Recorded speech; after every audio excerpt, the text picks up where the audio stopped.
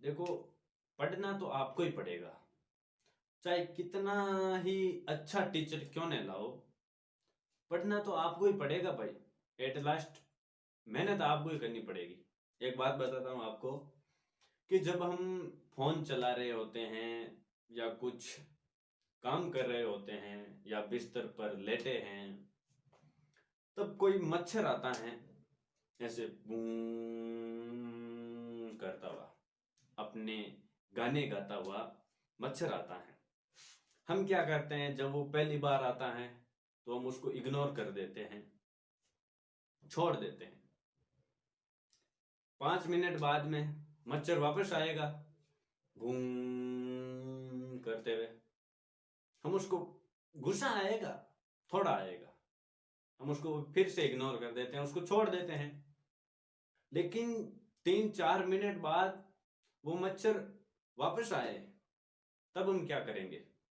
मच्छर आ रहा है, बूम, ले तेरी तो एन वक्त पे उसको ढेर कर देते हैं, उसको मार देते हैं। तो ये पढ़ाई में क्यों नहीं होता है?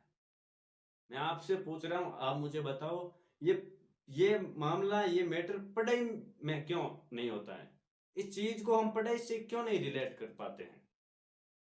6th क्लास में महाराणा प्रताप का टॉपिक आता है, 7th क्लास में आता है, 8th क्लास में आता है, आपको 10वीं की किताब में मिल जाएगा महाराणा प्रताप का टॉपिक। 11वीं अगर आप आर्ट्स लेते हो तो आर्ट्स में मिल जाएगा, 12th में मिल जाएगा महाराणा प्रताप का टॉपिक। और जब आप आफ्टर 12th कंपटीशन के एग्जाम देते हो तो उसमें भी आपको महाराणा प्रताप पढ़ना पड़ेगा एट एनी कॉस्ट। 6ठी में आया, 7वीं में आया, 8वीं में आया, 9वीं में आया, 10वीं में आया, 11वीं में आया, 12वीं में आया, और राजस्थान जीके की कंपटीशन की तैयारी कराने वाली किताबों में भी आएगा। तो 5 और 3 कम से कम 8-9 बार वो आता है। मच्छर जब तीसरी बार आया तो आपने उसको मार दिया, उसको हटा दिया, उसको फिनिश कर दिया। लेकिन महाराणा प्रताप 8-9 बार आ रहा है। अरे पढ़ के लारा छोड़ो ना। एक बार पढ़ के उसको फिनिश कर दो ना। क्यों उसको बार बार पढ़ते हो, बार बार पढ़ते हो? एक बार ही पढ़ लो। ऐसी चीजें आपको पता है कि ये चीजें हमें आगे भी मिलेगी, तो उनको क्यों नहीं के भाई एक बार ही उसका निपटारा किया जाए, एक बार ही उनको पढ़ लिया जाए, फिर वापस नहीं पढ़ना पड़े। यही तो मेन बात है। अब लॉकडाउन चल रहा है, सारे बच्चे मौज कर रहे हैं कि स्कूलें बंद पड़ी हैं, है ना, सिलेबस कम हो जाएगा। हाँ, एक और चीज बहुत ही मुझे बुरी चीज लगी है, एक चीज कि बच्चे कह रहे हैं कि छुट्टियां चल रही हैं, 100% सिलेबस है, गवर्नमेंट ने कम कर दिया है, कम पढ़ना पड़ेगा। लेकिन भाई वो जो हटाया गया पार्ट है, हाँ मैं मानता हूं आपको वो नहीं पढ़ना पड़ेगा, लेकिन जो उन पार्टों के अंदर जो नॉलेज था, जो ज्ञान था, वो भी आपके दिमाग से हट जाएगा। उन पाठों को पढ़ना पड़ेगा। अगर ज्ञान लेना चाहते हो, नौकरी लेना चाहते हो, सफलता पानी है, तो उनको भी पढ़ना पड़ेगा। मैं मेरी बात बताता हूं आपको। एग्रीकल्चर के अंदर, मैं एग्रीकल्चर का स्टूडेंट हूं, एग्रीकल्चर में जो पाठ हटाए गए हैं मैं उनको भी पढ़ता हूं। क्यों? क्योंकि मुझे पता है कि सुपरवाइजर के एग्जाम में उन पाठों से भी क्वेश्चन आएंगे जिन पाठों को राजस्थान सरकार ने हटा दिया है, 12वीं के सिलेबस से उनको आउट कर दिया है, उनसे भी क्वेश्चन आएंगे। तो वो पढ़ना है, नॉलेज के लिए पढ़ना है, नंबरों के लिए नहीं पढ़ना है, नौकरी पाने के लिए पढ़ना है, नॉलेज बढ़ाने के लिए पढ़ना है। आपके सामने कितना ही अच्छा से अच्छा टीचर ला दो, लेकिन पढ़ना तो अंत में आपको ही है ना। ऐसे तो है नहीं कि भाई उसके पास कुछ दवाई है, पोटेशियम पर मैग्नेट है, जो आपको घोल के पिलाएगा और आपको याद हो जाएगा। ऐसी तो चीजें है नहीं। तो पढ़ना आपको ही है, सफलता पानी है तो पढ़ लो, वरना मत पढ़ो। चाहे एक चीज और, जो मैथमेटिक्स वाले स्टूडेंट हैं वो क्या करते हैं कि 11th और 12th का ही सब्जेक्ट पढ़ते हैं। मेरा एक ही मानना है कि भाई अगर कामयाब होना चाहते हो तो अगर आपने मैथमेटिक्स ले ली है तो फर्स्ट क्लास से लेके 12th क्लास तक आपको मैथमेटिक्स की किसी भी बुक से किसी भी प्रकार का क्वेश्चन उठा के दे दे तो आप ये नहीं कहो कि ये मुझे नहीं आता है, आप ये कॉन्फिडेंस से कहो कि ये मुझे आता है, ये मैं कर सकता हूं, आई कैन डू इट। इतनी मेहनत आप मजबूत कर लो, इतनी मजबूत कर लो आप। होता क्या है कि शहरों में मैथमेटिक्स क्यों लेते हैं? शहरों में मैथमेटिक्स वही बंदे लेते हैं जिन्हें इंजीनियर बनना है ना, पायलट बनना है, जिनके सपने बड़े बड़े होते हैं, वो शहरों में मैथमेटिक्स लेते हैं। लेकिन ग्रामीण एरिया में हमारे यहाँ पर क्या होता है कि मैथमेटिक्स वही बच्चा लेता है जो ये सोचता है कि भाई एयरफोर्स में चला जाऊंगा, नेवी में चला जाऊंगा, इसीलिए वो मैथमेटिक्स लेते हैं। इंजीनियरिंग के इतने बड़े सपने देखते नहीं है क्योंकि उनके लिए पैसा भी लगता है। लेकिन हम किसान आदमी है, देशी है भाई, इतने पैसे नहीं है। रियल बात है, रियल चीजें बता रहा हूँ आपको। तो जो 12th का जो मैथमेटिक्स का बच्चा है वो इसी वजह से लेता है मैथ कि भाई एयरफोर्स में थोड़ा बहुत सिलेक्शन होने में आराम ही मिले, थोड़ा आसान हो, इसलिए मैथ ले लेता है। अपने पास विकल्प मत दो, आप ऑप्शन मत दो। ऐसा नहीं कि ये मेरे पास होता नहीं, ये मेरे पास होना ही चाहिए, ऐसा रखो। यार जवान हो, मैं फिर कहता हूं जवानी में रवानी कहाँ है, एटीट्यूड कहाँ है आपके अंदर? पढ़ाई वाला एटीट्यूड रखो ना। कई बच्चे कहते हैं मेरे पास अंबानी की टी शर्ट है, सॉरी अंबानी क्या, वो अरमानी की टी शर्ट है, रूपा की चड्डी है, वो है, फलाना है। ये ब्रांडेड चीजें मत रखो आप, ब्रांडेड सोच रखो। सोच, आपकी सोच ब्रांड होनी चाहिए। मैं हमेशा कहता हूं कि आपकी सोच ब्रांड होनी चाहिए। कोई दूसरा ऑप्शन मत दो कि यार 2 साल मैं एयरफोर्स की तैयारी में लगा दूंगा और अगर नहीं सिलेक्शन हुआ तो मैं कोई अदर जॉब कर लूंगा। नहीं, अपने आप को ऑप्शन मत दो। आप ये सोचो कि मेरे पास कोई विकल्प नहीं है, बस एक ही चीज है और उसी में ही जाना है, तो आपकी सफलता निश्चित है, आपको कोई नहीं रोक सकता।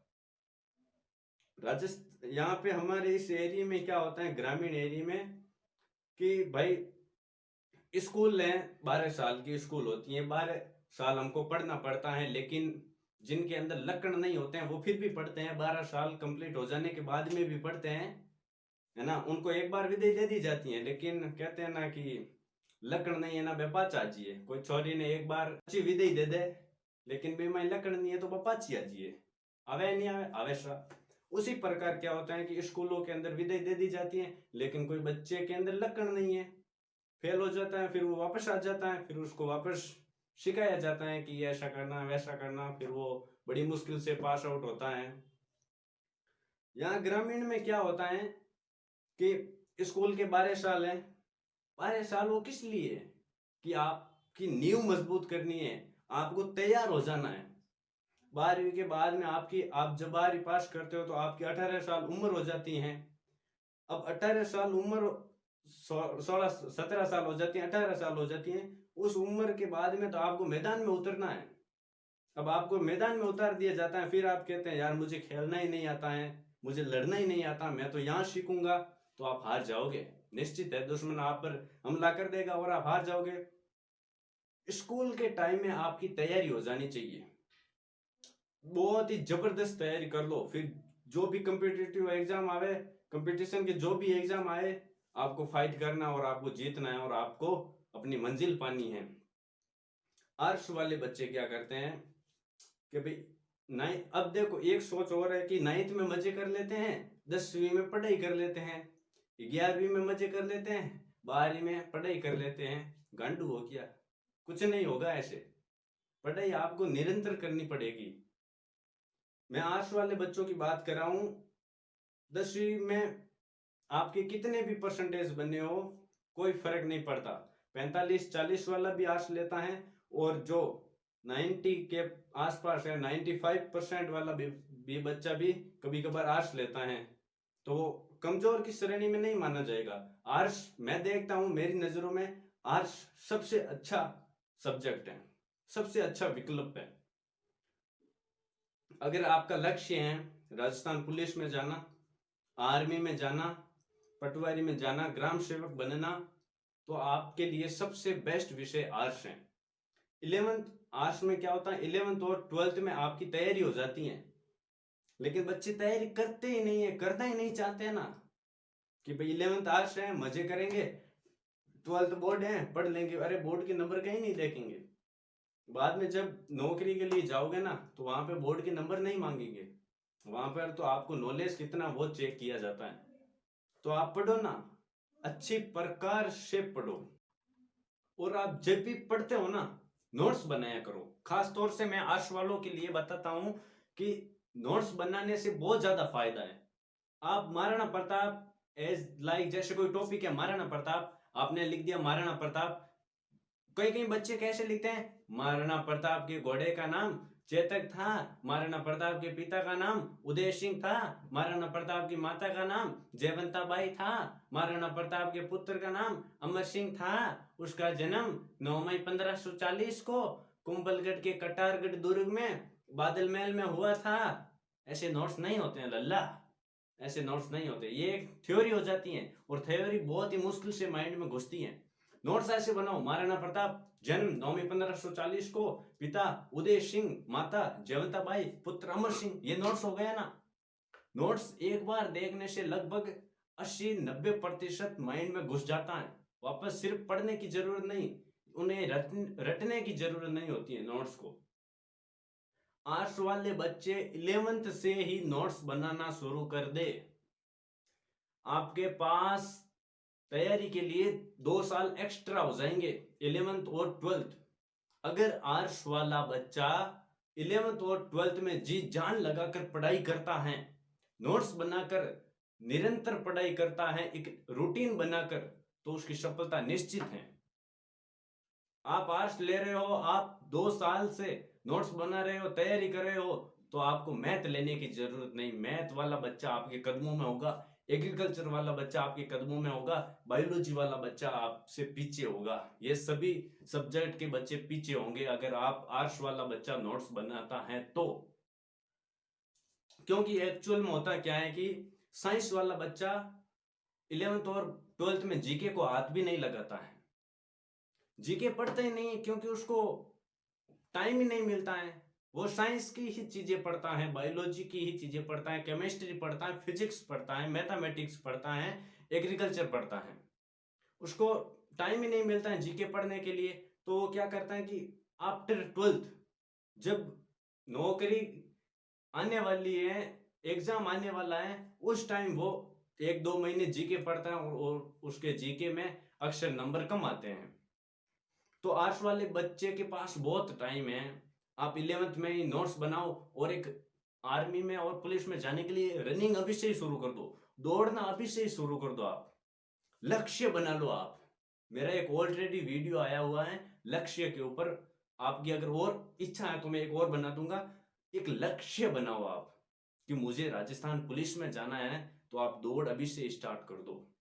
11th वाले बच्चे को कह रहा हूं, दौड़ अभी से स्टार्ट कर दो। आपके मन में अगर ये है कि यार दौड़ तो निकल जाएगी, अभी क्या कर लेते हैं, मजा कर लेते हैं, जैसे ही वैकेंसी आएगी दौड़ने जहां वहां पे दौड़ होगी उससे 1-1.5 महीने पहले दौड़ लेंगे। इट्स योर इमेजिनेशन, ये आपका भ्रम है, वहम है वो थारो। दौड़ नहीं होगी, घंटा ही नहीं होती है दौड़, बहुत मुश्किल से होती है। उसके लिए सुबह 4 बजे उठना पड़ता है, शाम को फिर जाना पड़ता है दौड़ने के लिए, बहुत मुश्किल दौड़ होती है। जो बच्चा ये कहता है ना कि दौड़ बहुत आसान है, मैं ऐसे कर लूंगा, इतने दिनों में कर लूंगा, तो मेरी उसको एक ही बात है, उसको एक ही सलाह है कि भाई 7 दिन लगातार मैदान में जाके देख ले। जब बंदा 7 दिन मैदान में उतरता है ना रनिंग के, तब उसको पता चलता है कि कान का पसीना कहां तक आता है, वहां तक जाना चाहिए पसीना, तब कहीं दौड़ निकलती है। बहुत मुश्किल है दौड़, इसलिए अभी भी आपके पास समय है, अभी से ही दौड़ना शुरू कर दो आप, तब कहीं जाके आपको मंजिल मिलेगी, सफलता मिलेगी। आजकल के लौंडों की बातचीत ही कुछ अलग होती हैं। 4-5 लड़के खड़े होते हैं ना, तो जाके ये पूछते हैं, अरे यार तेरे कितनी जीएप है, तेरी कितनी गर्लफ्रेंड आए, तेरी कितनी शेटिंग आए। ये बातें होती हैं आजकल के लड़कों में। लेकिन मैं उनको इतना ही कहूंगा कि 5 साल बाद में ये कोई नहीं पूछेगा कि आपके कितनी गर्लफ्रेंड्स हैं, कितनी जीएफ हैं, कितनी शेटिंग है, कोई नहीं पूछेगा। बल्कि ये पूछेगा धीरे से, भाई क्या काम करता है, कितना पैसा कमाता है। सबसे मेन चीज यही है कि आप क्या काम करते हो। अपना फ्यूचर सेट करो आप आज से ही। जिंदगी में कुछ सेट करना ही चाहते हो ना, तो जी फॉर गोल सेट करो, न कि जी फॉर गर्लफ्रेंड। गोल सेट करो आप अभी से। अपने लक्ष्य की तरफ आप निरंतर बढ़ते जाओ। धीरे धीरे धीरे धीरे आप स्टेप बनाओ, step by step, step by step जाओ। एक अपना जीवन में रोल मॉडल बनाओ कि मुझे किस टाइप का इंसान बनना है। उसी टाइप के इंसान को देखते हुए आप जीवन में आगे बढ़े हैं। तो बस आज के लिए इतना ही। वैसे वीडियो बनाने की कोई खास बात तो थी नहीं। खास बात मतलब सोचा नहीं था कि वीडियो बनाऊंगा, सामने कैमरा रख दिया तो जो भी मन में आया बोल दिया। और आई थिंक कुछ अच्छा ही बोला होगा। अगर फिर भी आपको अगर अच्छा नहीं लगा हो तो प्लीज माफी चाहता हूँ। चलो ठीक है, लौटूंगा अगले वीडियो में। अब पता नहीं अगला वीडियो कैसा होने वाला है, लेकिन होगा जबरदस्ती। लौटूंगा अगले वीडियो में, तब तक के लिए पता ही है क्या है। वंदे मातरम, इनकलाब जिंदाबाद एंड भारत माता की जय।